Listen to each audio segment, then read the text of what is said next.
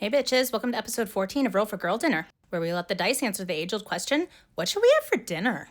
Today we'll be using these green dice so that I can show the dice just how excited I am for green beans. Now let's get started with a roll for protein. 4, salami.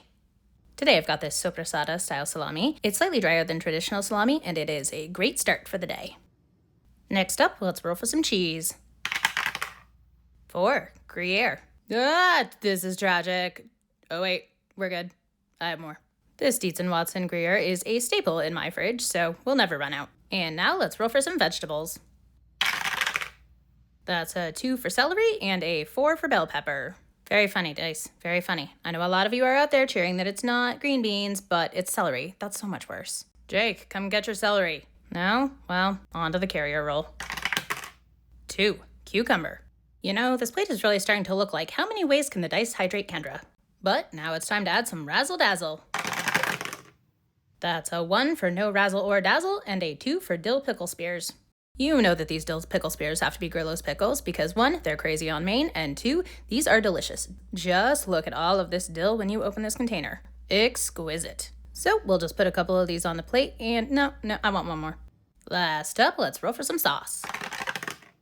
5, olive oil and balsamic. For dressings, I like to use this unfiltered extra virgin olive oil, and the balsamic that I have right now is this spicy habanero balsamic that doesn't actually taste very spicy.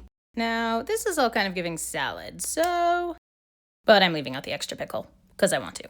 And if the entire thing sucks, at least I have something here that I like. Anyway, I vigorously mixed this oil and vinegar, and then decided it was still a little bit too sweet, so I added a tiny bit of the pickle juice. It kind of looks like I'm pouring tar over my salad here, but hopefully it doesn't taste that way. Welcome to Roll for Girl Dinner meets Roll for Salad. What up, I'm Jeremy. Now let's gather together all of our beverages for the evening. As we know, girl dinner always necessitates at least 3 beverages, and sometimes a silly little beverage, which we have on Saturday. For today, it's going to be my leftover coffee, as always, a passion fruit flavored look, and a Canada dry ginger ale with a fruit splash.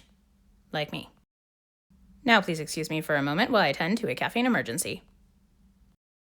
And let's go ahead and get this mixed up a little bit better so that we can try and get more of that dressing hiding the taste of the celery. And here we go. Well, I do definitely taste the celery, but it's not too strong. It's pretty subtle.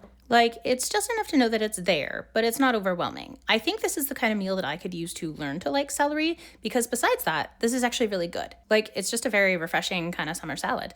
I also suspect that had I let it sit a little bit longer prior to actually starting to eat it, that the flavors would have melded a little bit, and I probably wouldn't even notice the celery in it at all.